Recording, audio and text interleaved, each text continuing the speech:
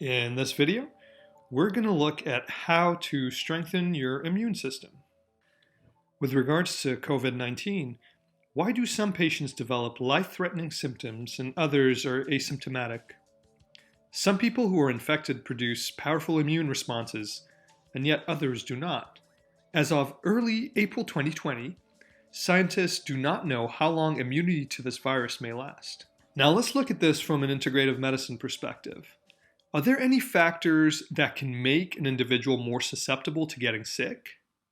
And what can we do to have the best fighting chance?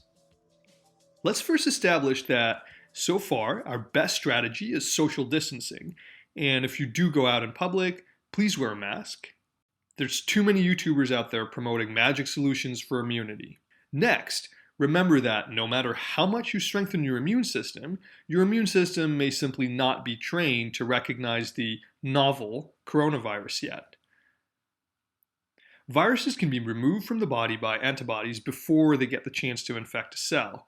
Antibodies are proteins that specifically recognize invading pathogens and bind or stick to them. But the problem here, of course, is that we don't yet have the antibodies to respond, as our immune system has never encountered the novel coronavirus before, since it recently jumped species to infect humans. But we can still make our immune system resilient and give it its best fighting chance. Our first strategy to strengthen our immune system is to minimize stress. Modern medicine has come to appreciate the closely linked relationship of mind and body, but chronic stress is notoriously difficult to control for in studies. Yet, an Ohio State University, OSU, by virologist, immunologist, and psychologist faculty team may have helped shed some light on this issue. In a landmark study with caregivers, those are people who look after chronically ailing spouses or partners, and no one would argue that this role is quite stressful.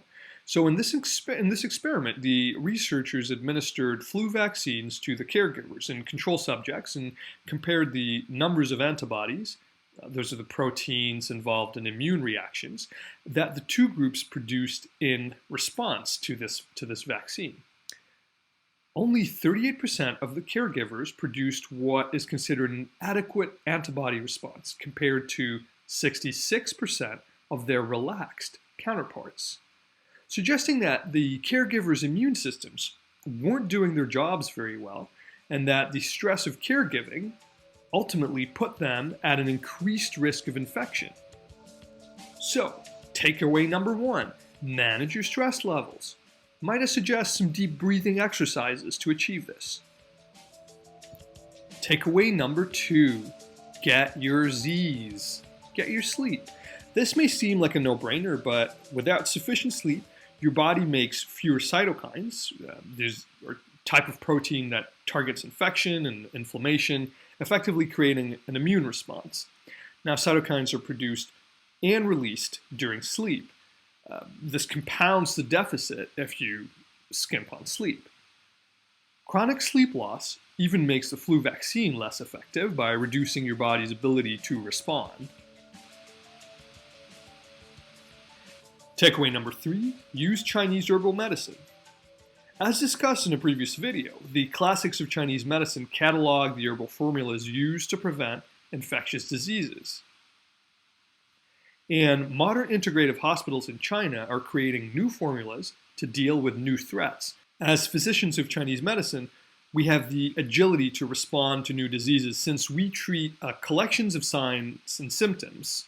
We have botanical solutions to a wide range of patterns, and science often follows, showing us the underpinning mechanisms of how the different herbs and formulas work. In a 2020 review of the literature, scientists looked at 3 studies using Chinese medicine for prevention of SARS and 4 studies for H1N1 influenza. In the 3 studies for the prevention of SARS, none of the participants who took Chinese herbal medicine contracted SARS. And in the other group, the infection rate of the H1N1 influenza in the Chinese medicine group was significantly lower than the non-Chinese medicine group. So for the prevention of COVID-19, 23 provinces in China mandated Chinese medicine interventions The main treatment principles used were to strengthen the body's own natural ability to fight off the virus, deal with the inflammation and pain from potential infection, and improve the body's ability to clear phlegm from the lungs. The most frequently used herbs included the astragalus root, huangqi, licorice root, gansao, sila root, fangfeng, the atractylodes root, baiju, Japanese honeysuckle flower, jin yin hua, and the forsythia fruit, lianqiao. So what's the bottom line here? Can lifestyle practices such as increasing your sleep, minimizing your stress, can these really help us combat this virus? Well, remember that this is a uniquely challenging virus and that your body will in all likelihood require help if you do end up getting exposed to it, which is why Chinese medicine is incredibly important. So if these were normal times, you would be advised to seek out your primary care provider. But these are not normal times, and not only will your primary care not have effective pharmaceuticals, medical offices are overwhelmed by an influx of patients seeking assistance. So what can you do? If you have mild symptoms and want relief from the discomfort but are not at risk for any life-threatening complications, you may reach out to your local acupuncturist, as they're often still running their herbal pharmacies through pickups and remote telemedicine consultations. Thank you so much for watching. If you found this content useful, please give the video a like. It doesn't cost you anything and it really helps out with the YouTube algorithm. And please share the video with one friend who would appreciate this content. And once you find enough value in this channel, please also consider subscribing.